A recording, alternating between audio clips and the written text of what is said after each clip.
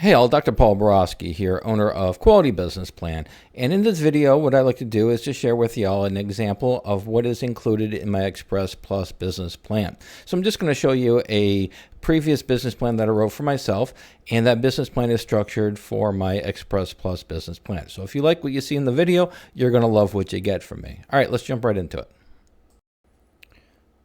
All right, let's go ahead and take a look at the Express Plus business plan. All right, so if you do ask for the Express Plus business plan, the first thing you're going to be visited with once you get it is going to be the title page. On the title page, I'm going to either put a space holder right here with your company name, or I'll include your logo right here. And then the next part is going to be the table of contents. The Express Plus plan is typically about 20 to 23 pages, and these are all the sections that are included. And here is the confidentiality and disclosure statement.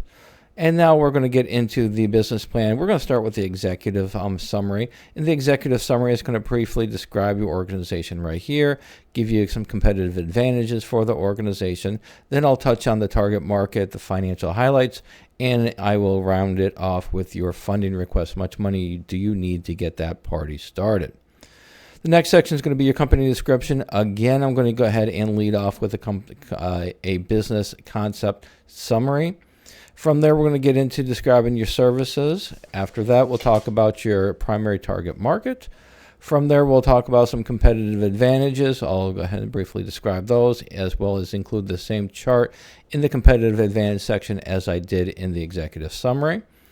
Then we'll go ahead and talk about your location section, hours of operation, and we'll round off this section with a discussion about personnel. From there, we're going to dive into some industry research. I'll talk about the industry right here, maybe do a little bit of industry overview for revenues, and then we'll go ahead and identify and discuss some industry trends. Next section is going to be operations and management. In this section, we'll go ahead and talk about the ownership, the legal structure of the business, as well as include an organizational chart.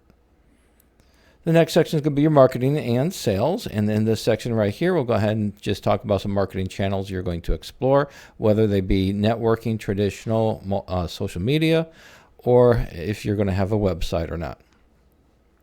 Next section is going to be your funding request. How much money do you need to get this party started? We'll go ahead and explore it right here. And then I'll go ahead and break up your startup costs or your expansion costs into buckets, and I'll show where the funds are going here. Next section is going to be the financial projections. Talk about a little bit of money. How much money is your organization going to make once your business starts or the expansion is finished? I'll summarize it right here. We'll talk about the assumptions right here. And then from there, we'll dive into the daily sales, the monthly labor, and then we'll do the monthly fixed cost. Once we explore those, we'll go ahead and introduce the growth rates for the revenues as well as the cost. And then from there, we'll start getting into the financials, profit and loss for the first 12 months. That is broken up on a quarterly as well as monthly basis, specifically month 1 through month 3, then quarter 1. And then we've got quarter 2, month 4 through 6, quarter 2. And then we have month 7 through 9, quarter 3. And then we'll have quarter 4, which will be month 10 through 12. And then finally, we dive into our income statement, pro forma income statement, first 5 years or next 5 years if it's an expansion. And then finally, we wrap it up with a balance sheet, year 1 through year 5. And the final part is going to be your break-even analysis for 5 years. All right, hopefully this information was helpful. So let's go ahead and wrap it up and sum it up.